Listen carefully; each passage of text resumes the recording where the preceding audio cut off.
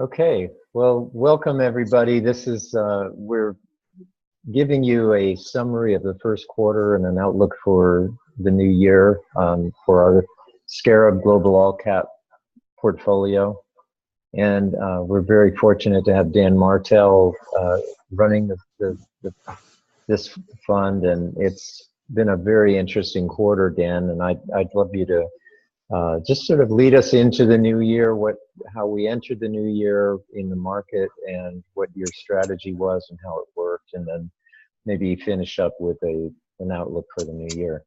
So go ahead. Great, okay.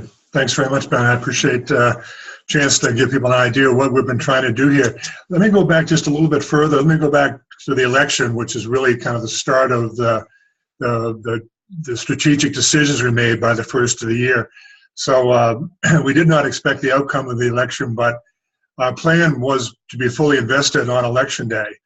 And the night of elections, that was kind of a scary decision because the market panicked initially, but then it ended up being the right decision to be fully invested, which is our strategy anyway, is to not try to be too much of a market timer in terms of how much we are invested.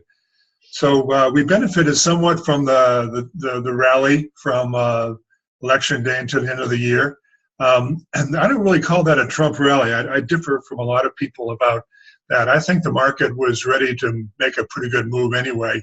And I think that the Trump attitude might have helped some, but I think it was more a marginal help at the top. I think the recovery was largely due to the market was ready to make that kind of move anyway. So. But at the first of the year, looking at all the variables out there, a couple things that we were really concerned with. First of all, we felt that the unknown of the Trump administration would create a lot of volatility, and that we wanted to be prepared for that. And we did that by responding with a high degree of conservatism. While we were fully invested, we also really began to reorient the portfolio much more into dividend-paying stocks, so that no matter what the market did, we were still generating some reasonable return from the dividend portion of the portfolio. Secondly, we started a very aggressive covered call program. I won't go into the details about a covered call program, but it's a program where if you're a fully invested fund, there are ways to sell option premiums to generate additional income as you're holding the portfolio you have. And we expect this is going to generate an extra 2 or 3% a year in alpha to the portfolio. So the strategy was to be prepared for volatility if it came, but to orient much more towards dividends and this very conservative covered call program to build a base of returns to be able to sustain us through the volatility. And that's worked out pretty well. We've been very happy with the covered call program and with the dividend programs as well. I think that's helped us. And so from the first of the year, the market has not been terribly volatile. It's been fairly much of a bull market. There's a lot of discussion out there about nervousness about whether this really is a bull market, trying to understand exactly what's driving it. But I don't think that, I think sometimes it gets very complicated to try and parse through all that. All I know is the market's acted like a bull market. It doesn't go down as much as it would on bad news, and it tends to rally pretty easily on some fairly good news. And so we're still in that phase for the first 3 months of the year. I think this time forward, though, I think it's going to be a little more difficult and more issues out there. But to go back over the first quarter, so we ended up performing pretty well. The other thing that we run into that other funds don't do is that we benchmark ourselves to the S&P 500. Yet our portfolio is really a global portfolio, and we have more than a third of our portfolio overseas. We do that as part of our mission because we tend to find higher quality companies with greater impact overseas, and we are very much influenced by how the European and overseas markets do, which causes some interesting challenges. One is that we are exposed to being basically short the dollar. So the dollar gets very strong, that causes us to underperform. But it also leaves us long the European markets, which really have underperformed the last 6 months. And so it feels like we're in the right position right now. We are long in the European markets. We have some dollar exposure, but we've been basically competing with or outperforming the S&P right along through this year because of those reasons. So that's really where we are at the moment at the end of March. The look for the future, I think, it really hasn't changed any. I think that we're going to continue to stay with a conservative approach.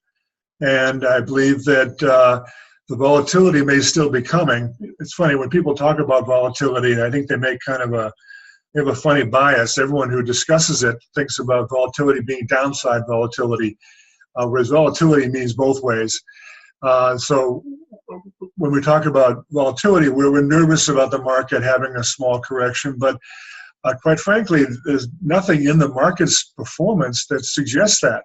There's a lot of concern about Trump's programs, a lot of concern about when the tax benefits come into effect, many, many issues out there. But the bottom line is, the old adage is that a bull market climbs a wall of worry. And I think we have that wall of worry there, and the market continues to perform pretty well in the face of it. So we're going to stay there. So I just want to ask you a quick question. What if something like an attack of North Korea happens, and there's some other event that would cause a negative turn in the market? How would you be positioned for that, and how would you deal with that? Well, it's interesting. I think you go back to last year and you look and see, I don't think in a year you could have had as many bad news situations. You know, you had the worst opening 3 months ever for the S&P 500. Then you had Brexit, which was a problem for us and hurt us, and the market recovered from that. Then you had the Trump election, which everyone was fearful of, and the market recovered from that. Those are normal. I think that, you know, to get a 5% correction is a normal correction in a market. It's been a long while since we've had one.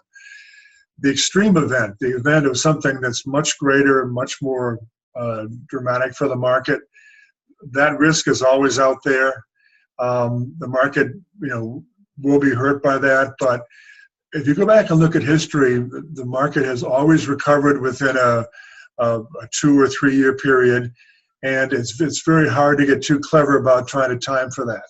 And so, you know, our policy is to be fully invested. We do go a little bit to cash from time to time, but only for short periods of time. And I think that in general, that's just a risk of life and everything else. I think that our policy is to be fully invested and to be conservatively managed, and that should carry us through any bad news that comes up. So just to wrap it up, what would you like to make a prediction about the market for the rest of the year? Well, I think right now we've been in a really kind of flat stage, and I think there's a lot of political risk in the sense that I think the market is building in some very positive expectations, especially in terms of tax changes. We're about to go into the earnings season. Everyone is pretty optimistic about that.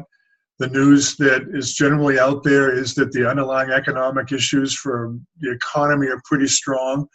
The Fed's going to continue to raise interest rates 3 to 4 times this year. And yet, despite all those worrisome things, the market continues to hold in there and act and perform well. And so I don't look for a big upside for the balance of the year, but I think that you might see another 2 or 3 or 4% upside from here. Until I see some signs the market is saying it's worried, I'm not terribly worried about the downside from here.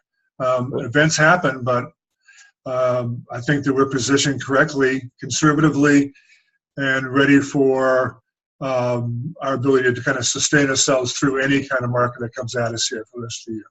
That's great. Well, thank you so much. That's Dan Martell, who's managing Three Sisters Scarab Global All-Cap Fund.